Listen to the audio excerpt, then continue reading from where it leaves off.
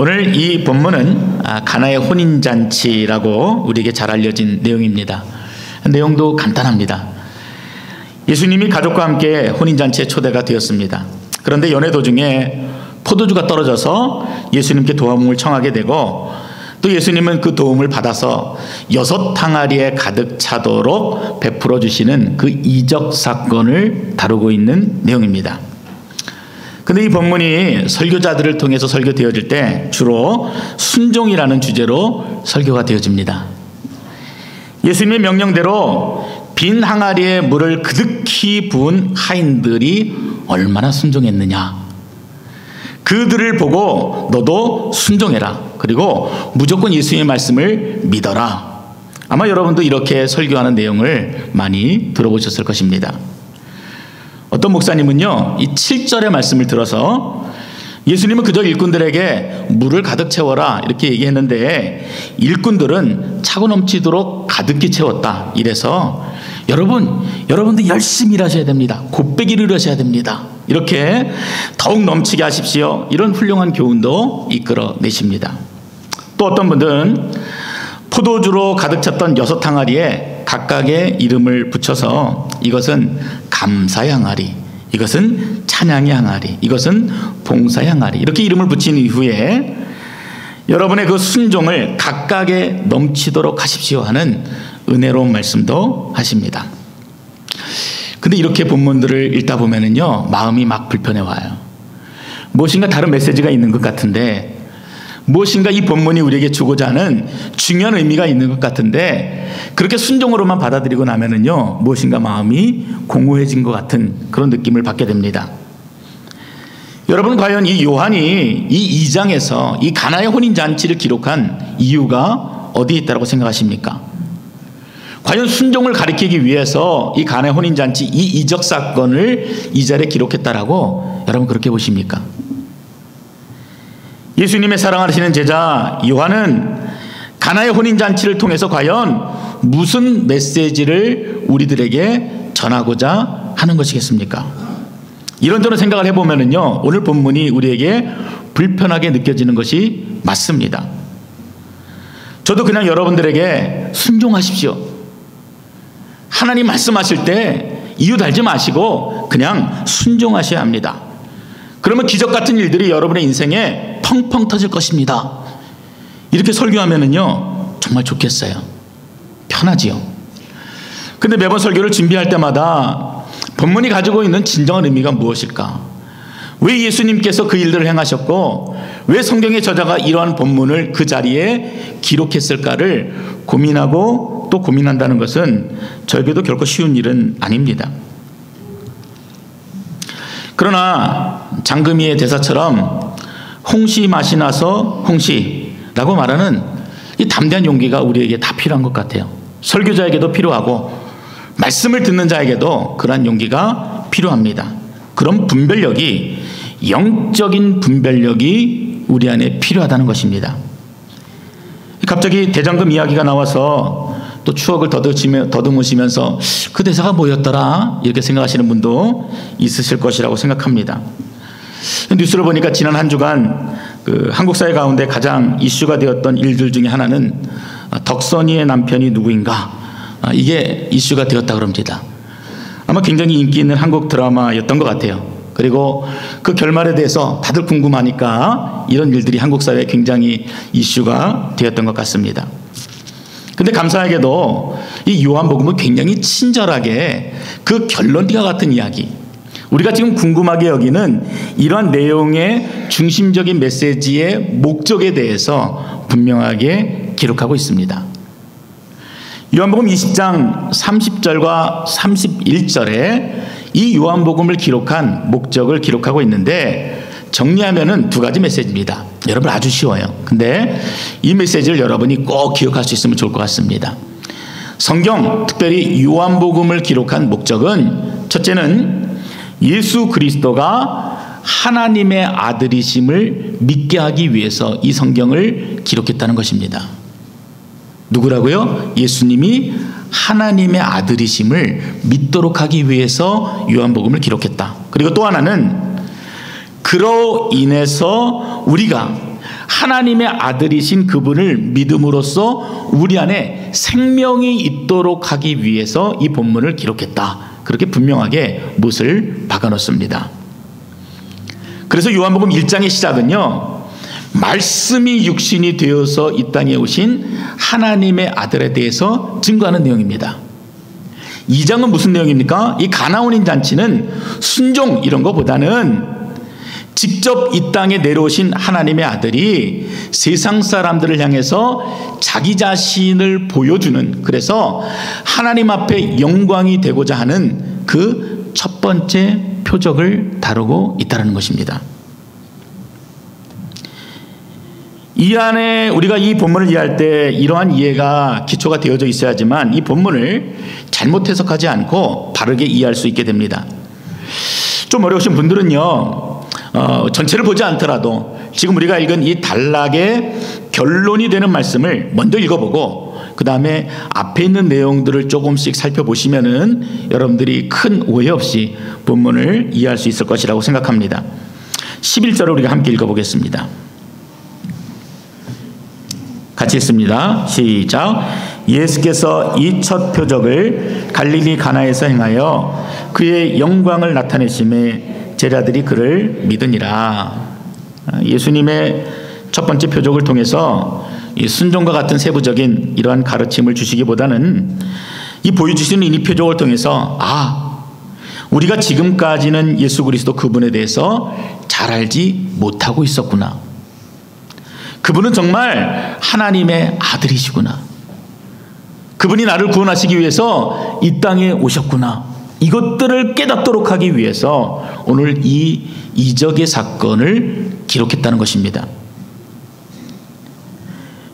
11절의 마지막은 제자들이 이 표적으로 말미암아 예수님이 하나님의 아들이심을 믿었다. 이렇게 기록하고 있는 것처럼 이 말씀을 나누는 가운데 여러분 안에 예수 그리스도가 분명하게 확신으로 자리 잡고 그리고 뜨겁게 입술로 고백되어지는 은혜가 있으시기를 주의 이름으로 축원드립니다. 한번 크게 한번 아멘 해보세요. 아멘.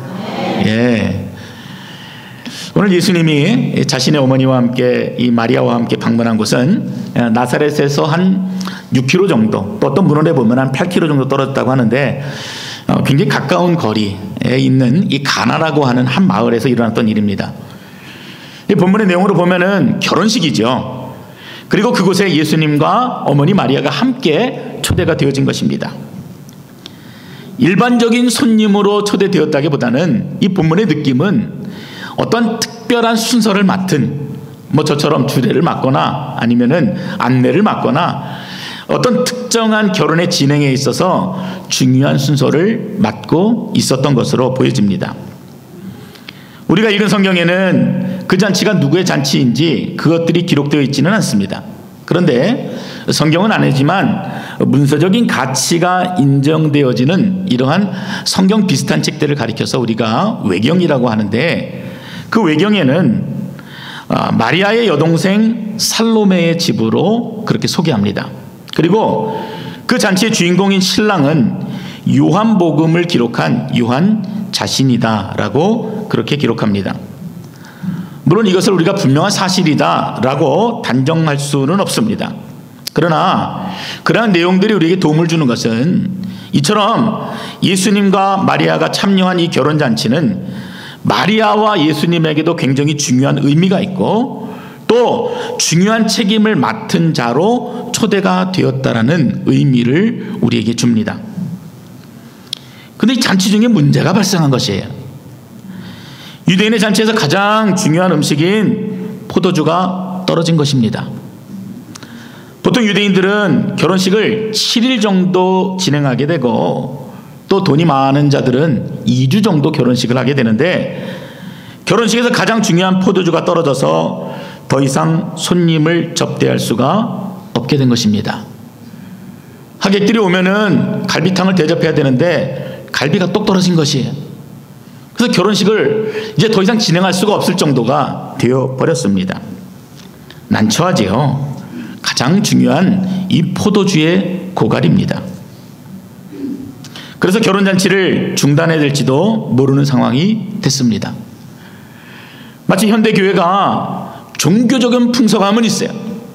말씀도 넘쳐나는데 정작 마실 물이 없어서 쇠퇴의 길을 걷다가 결국 잔치를 중단해야 하는 위기에 다다른 것처럼 지금 이 결혼식도 이 잔치를 끝내야 하는 그런 상황이 된 것입니다. 아마 어느 누구는 지푸라기라도 잡는 심정으로 아무나 보고 도움을 요청했을 것이에요. 그러다가 눈에 보이는 힘없는 여인 마리아에게도 이 난처한 상황을 말했던 것 같습니다. 참 아이러니한 것은 어쩌면 이 문제를 해결할 수 있는 가장 중요한 예수님은 철저하게 소외가 되어지고 배제되어지고 눈에 보이는 사람 아무나 붙잡고 그 도움을 요청하고 있었던 것입니다. 그리고 그 이야기를 들은 마리아는 자연스럽게 아들 예수에게도 포도주가 없어서 잔치가 어렵게 되었다라는 말을 전하게 됩니다. 그런데 그 말은 어떤 인포메이션을 전달해주는 그런 의미라기보다는 아들아, 네가 이 문제를 좀 해결해 보아라 라고 하는 명령처럼 본문의 묘사가 됩니다. 마리아가 왜 예수에게 이 이야기를 전했는지, 그리고 아직 이 본격적인 복음 사역도 시작하지 않은 이 아들을 찾아가서 왜 이처럼 어려운 부탁을 예수께 요청했는지 그 내용이 본문에 나와 있지 않습니다. 근데 중요한 것은 뭐냐면요, 마리아가 어떤 그 마음에 있는 작은 신뢰로부터 예수님께 이러한 부탁을 했을 때 풀릴 것 같지 않았던 그 문제가 조금씩 실타래처럼 풀리기 시작했다는 것입니다. 우리는 가끔 인생의 어려운 문제들을 만나게 될 때 생각지도 않았던 도움을 받게 될 때가 있습니다. 저도 13년 전에 처음 캐나다에 오게 된 것도 그랬습니다. 제 딴에는 하나님의 일을 한다고 잘 다니던 직장도 그만두고 열심히 풀타임으로 선신하고 있었는데 갑자기 옥덕하는 목사님이 은퇴를 하시고 또 섬기던 선교단체가 해체가 되고 그나마 30만 원 받고 있었던 그 사례도 끊겨서 완전히 실업자가 된 겁니다. 선교단체 있었기 때문에 불러주는 것도 없었어요. 그래서 참 하나님 앞에 원망이 됐던 시간들이 있었습니다. 그런데 얼마 안 지나서 생각지도 않게 밴쿠버에 사시던 매형이 저희 집에 오셨습니다. 근데 이분이 저하고 별로 친분이 없으세요. 근데 갑자기 식사를 하는 중에 제가 밑도 끝도 없이 매형, 저 밴쿠버 가면 저 받아주시겠습니까? 저렇게 질문을 했습니다. 지금 생각해보면 말도 안 되지요. 터무니없지요. 제가 그 입장이라도 쉽게 허락할 수 있는 그런 상황이 결코 아닙니다. 근데 매형이 백수인 제가 불쌍했는지 아니면 제 밑에 딸린 식구들이 불쌍했는지 잘 모르겠지만 선뜻 오라고 하시는 것입니다. 저는 위기라고 생각했는데 하나님께서는 저의 그 작은 한마디를 통해서 하나님께서는 제 인생의 전환점을 만들어주고 계셨던 것입니다. 오늘 본문의 이야기가 그래요. 이 가나의 혼인잔치의 위기는 어찌 보면은 이 마리아 안에 있었던 작은 소망의 그 불씨로부터 문제가 해결이 되어지기 시작합니다. 그 믿음이 얼마나 컸는지 잘 몰라요. 그런데 마리아가 예수께 다가가서 어떤 요청을 하는 것으로부터 문제 실타래가 풀렸습니다. 근데 재밌는 것은 예수님이 그 문제에 개입하시게 되는데 이 본문에서 밝히고 있는 예수님의 첫 번째 대답은 노라는 것입니다. 예스가 아니었어요.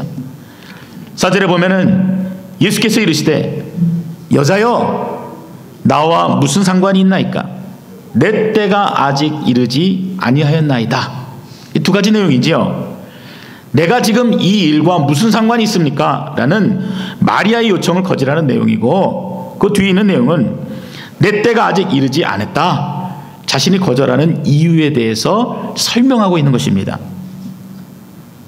그런데 그 거절보다도요, 제게 더 불편한 것은 예수님께서 왜 자신의 어머니를 여자여 라고 말하면서 거절하고 있는가? 그것이었습니다.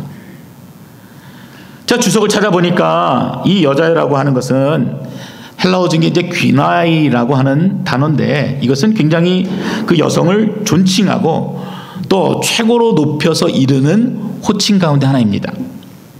그러니까 왕후를 높여 부르는 말로 어머니를 부른다, 이렇게 이해할 수가 있습니다. 그런데도 잘 마음에 이해가 안 돼요. 왜 예수님이 자신의 어머니를 향해서 여자여 라고 불렀는지 잘 이해가 안 됩니다.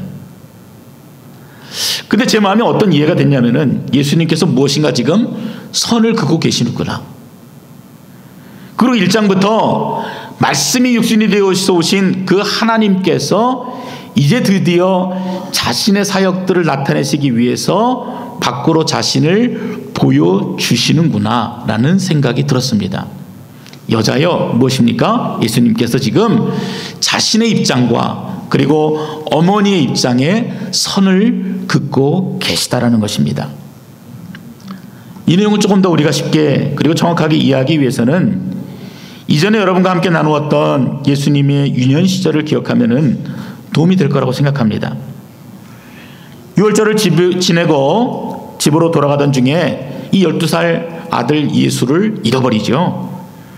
그래서 마리아와 요셉이 열심히 예수님을 찾습니다. 근데 어디서 찾았습니까? 다시 그 성전에 들어가서 사람들과 함께 앉아 있는 이 아들 예수를 발견하게 됩니다. 마음에 화가 났어요. 어찌해서 네가 여기 있느냐? 그랬더니 왜 나를 찾습니까? 내가 내 아버지 집에 있어야 될 줄을 알지 못하였나이까? 이렇게 말씀하셨지요. 요셉은 이런 아들을 잘 이해하지 못했으나 마리아는 그 말을 마음에 두었다, 이렇게 여러분과 함께 나누었습니다. 그리고 마리아는 생각했을 거예요. 수태고지를 생각했을 것입니다. 이 아들은 내 아들이기 이전에 자기 백성을 저희 죄에서 구원할 자로 보내신 하나님의 아들이구나, 그 생각이 머릿속을 스치고 지나갔을 것입니다.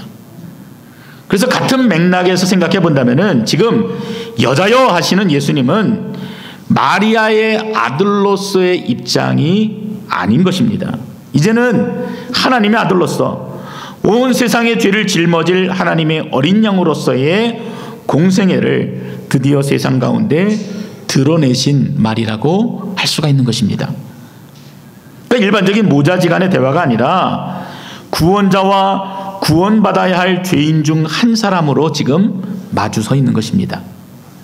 그리고 말씀하시기를 내 때가 이르지 않았다, 이렇게 말씀하신 것이죠. 마리아의 요구보다는 하나님의 시간표에 자신을 맞추어야 한다는 그러한 말씀이셨습니다. 십자가를 통하여 이루실 구원의 절정을 하나님의 계획하신 때에 이루기 위해서 자신이 거절하신다는 그런 의미가 담겨져 있는 것입니다. 그렇다면 여러분, 예수님의 거절은 거절이 아니지요. 우리가 기도할 때 예수님이 우리의 기도에 바로 응답해 주지 않는 것은 거절이 아닙니다. 예수님의 거절은 하나님의 영광을 나타내시기 위한 은혜의 방편인 것입니다. 오늘 마리아는 예수님과의 그 짧은 대화 속에서 그것을 이미 온 몸으로 느끼고 있었던 것 같습니다. 이미 12살 예수님을 통해서 예방주사를 맞아서 그런지, 그리고 이번에는 의연하고도 아주 침착하게 그 상황에 대처합니다. 이미 마음에 감동이 되었던 것처럼 이것은 거절이 아니니까 분노도 일어나지 않았습니다. 그래서 어떻게 했습니까? 하인들로 하여금 예수님께서 무슨 이야기를 하시던지 그대로 하라는 그런 지시를 내리게 됩니다. 그리고 시간이 흘렀어요. 얼마 지나지 않았자 예수님은 때가 되었는지 또 다른 명령을 내리십니다.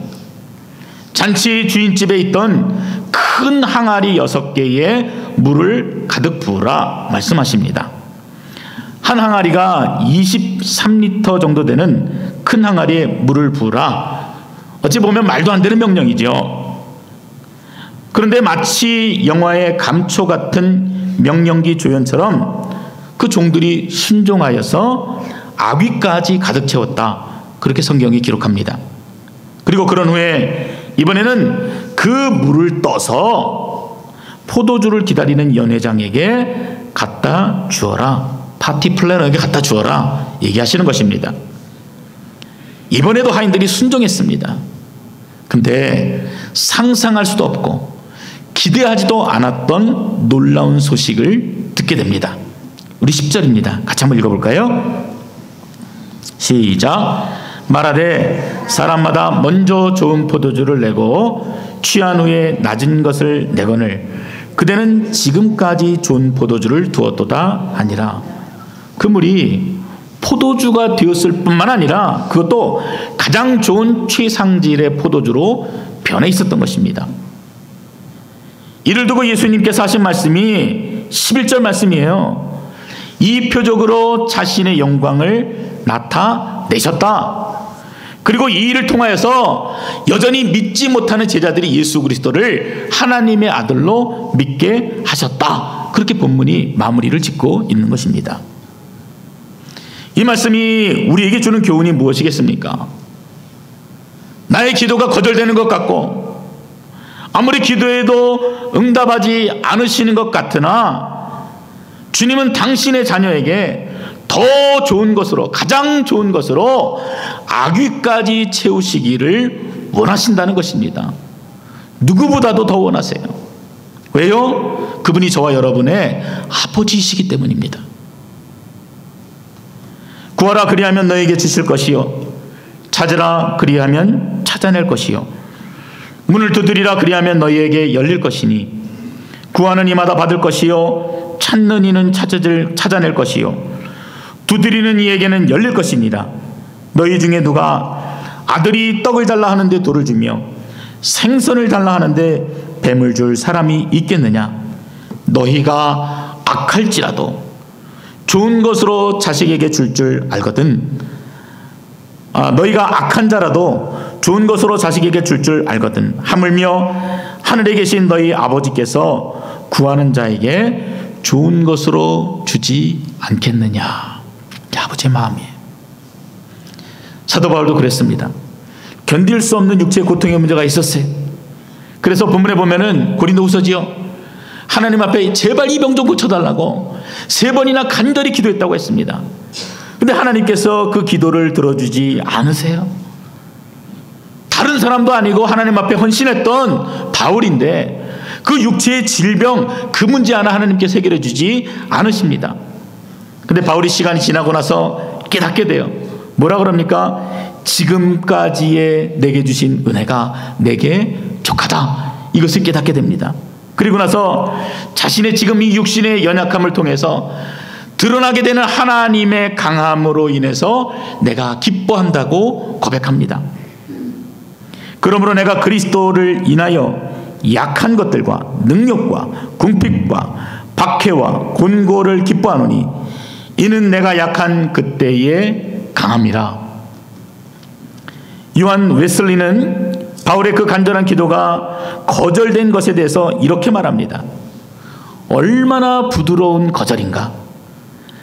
우리는 고통 가운데도 은혜가 있다는 생생한 의미를 볼 수 있다. 이렇게 기록합니다. 어떤 신학자는 이 본문을 주석하기를 그것은 분명 거절되었지만 그것은 또한 훨씬 더 좋은 것이 주어진다는 것이다 라면서 감탄합니다. 또한 신학자 벵겔 같은 분은 그것은 직설법으로 표현된 가장 은혜로운 거절이다. 말하자면 주께서 이러한 말씀을 바울의 입에 넣어주셨으므로 그는 오 주여 당신의 은혜가 내게 족합니다 라고 말할 수 있었을 것이다. 가장 고통스러운 느낌이 있는 곳에도 은혜가 있다는 것을 보여준다. 이렇게 주석했습니다. 공감이 되지 않습니까?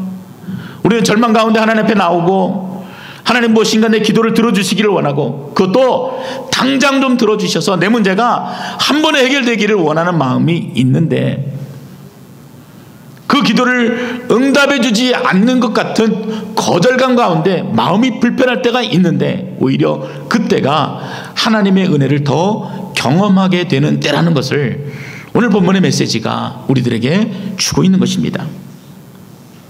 근데 문제는 무엇이겠습니까? 우리가 믿지 못한다는 것입니다. 기다리지 않는다는 것입니다. 끝까지 믿지 못하고 몇 번 기도하다가 포기해버리고 마릅니다. 그러나 하나님께서 우리의 요구를 들어주시는 것만이 은혜가 아니라 때로는 거절하시는 하나님의 크신 은혜가 있다는 것을 여러분 꼭 마음에 새기실 수 있기를 바랍니다. 그리고 그 거절은 본질적인 변화의 전주곡과 같은 것입니다. 사탄의 회방과 핍박이 있는 곳에는 하나님의 은혜가 커요. 주일날 교회 나오려고 하는데 아침에 남편하고 크게 싸웠어요. 빨리 안 나온다고, 왜 이렇게 늦게 준비하냐고, 왜 이렇게 화장 오래 하냐고 이러다가 싸웠어요. 그럼 여러분 마음 상하고 교회 안 가! 이럴 게 아니라 어떻게 생각해야 됩니까? 야, 사단이 나를 공격하네. 오늘 주실 은혜가 내게 크겠구나. 여러분 그렇게 생각해야 되는 거예요. 11절 말씀처럼 예수님의 거절을 통해서 결국 제자들이 어떤 은혜를 받게 됩니까? 거절이라는 상황이 눈앞에 있었지만 결국 그들이 받게 되는 것은 예수 그리스도 그분이 하나님의 아들이라는 사실을 믿고 영생을 얻게 되고 그리고 그 무서운 저주로부터 벗어나게 되는 놀라운 은혜를 받게 된 것입니다. 가장 은혜로운 거절이에요. 여러분도 믿음으로 바라보실 수 있기를 바랍니다. 저는 요즘 기도하면서 이런 기도가 되더라고요. 하나님, 저희 교회 성도들이 교회 오기를 참 사모하고 기대할 수 있도록 해주십시오. 근데 그런 기도가 나와요. 전에 교회 있을 때 성도들을 보면서 어떤 느낌이 들었냐면은 교회 나온다는 것이 그분들에게 참 어려운 일이구나. 참 저렇게 억지로 교회를 나와야 되나.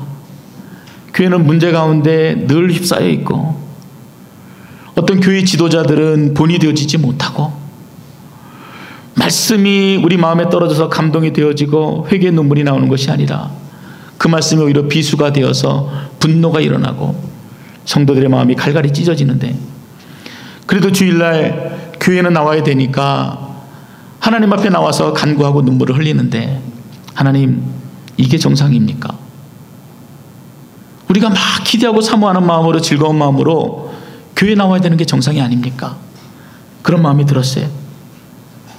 그런데요, 오늘 이 본문에 나온 제자들처럼 예수님을 만나게 되면은 예수님의 사랑이 어떤 사랑인지 깨닫게 되면은 우리 발걸음은 완전히 달라지게 됩니다.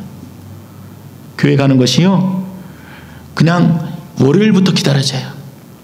교회를 떠나는 그 순간부터 다음 교회 갈 날이 기다려집니다. 만나야 될 사람들이 그리워지고 같이 나눌 대화가 그리워지고 주님께서 내게 부어주실 그 놀라운 은혜들이 너무나 간절해져요. 그래서 처음 나오신 분들 가운데 그런 분들이 계세요. 주일날 교회 나오는데 너무 좋은 것이에요. 그러니까 수요일날도 나오고 막 새벽 기도에도 나오시고 막 철학 기도에도 나오시고 막 그러시는 분들을 우리가 너무나 많이 보게 됩니다. 이것이 바로 주님이 주시는 은혜인 것입니다. 주님을 만나게 되는 자들이 경험하게 되는 하나님의 놀라운 은혜예요. 주님은 우리들로 하여금 어제의 은혜에 만족하라 이렇게 말씀하지 않으십니다. 시편 기자가 새 노래로 주를 찬양하라.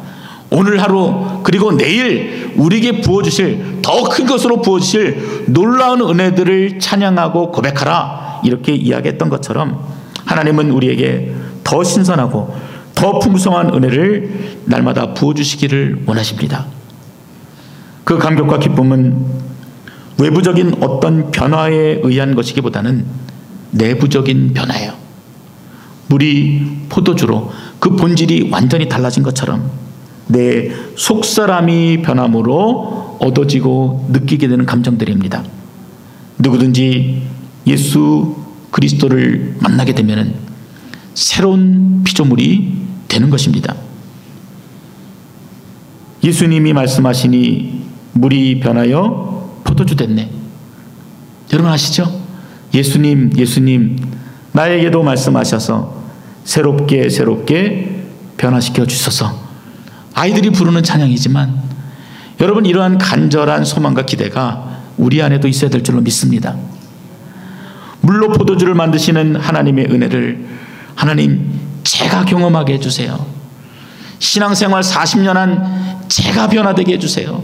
제가 깨어지게 하시고 제가 완전히 달라지게 하시고, 현실적이고 땅의 것만을 생각하던 제가 하나님의 영광을 제발 좀 보게 해주세요. 여러분, 이 기도가 우리 기도가 되어야 되지 않겠습니까? 죄에 매여서 허덕이는 제 자신이 하나님 제발 그 주님의 평안으로 정말 마음이 평안해지고 교회만 나오면 기쁨이 넘치는 감격이 있게 해주십시오. 이게 우리의 기도가 되어줘야 됩니다. 하나님, 제 마음이 돌처럼 굳어져서 아무리 바늘로 찔러도 피 한 방울 나지 않는 그 강박함이 제 안에 있습니다. 근데 하나님, 말씀을 듣고 찬양을 부르면은 감당할 수 없는 눈물이 제 눈물이 되도록 하나님 저를 좀 변화시켜 주세요. 이런 본질적인 변화를 구하고 사모하시는 여러분 되시기 바랍니다. 이처럼 오늘 우리가 주님을 만나게 되면은, 그리고 우리에게 보여주시고 나타내시는 그 하나님을 우리가 인격적으로 만나게 되면은 우리의 모든 것이 완전히 바뀌게 되어 있는 것입니다. 2016년 말씀이 육신이 되어서 우리 가운데 거하시는 그 예수님을 깊이 만나고 그리고 깊게 경험하는 한 해가 되시기를 주의 이름으로 축원합니다. 그분을 만나면은 우리는 이전과는 완전히 다른 새로운 존재가 되는 은혜를 입게 됩니다. 그리고 그 모든 결과는 하나님께는 영광이며 우리에게는 영원한 생명이 되어지는 것입니다. 이 믿음으로 살아가시는 성도 되시기를 주의 이름으로 축원드립니다. 아멘.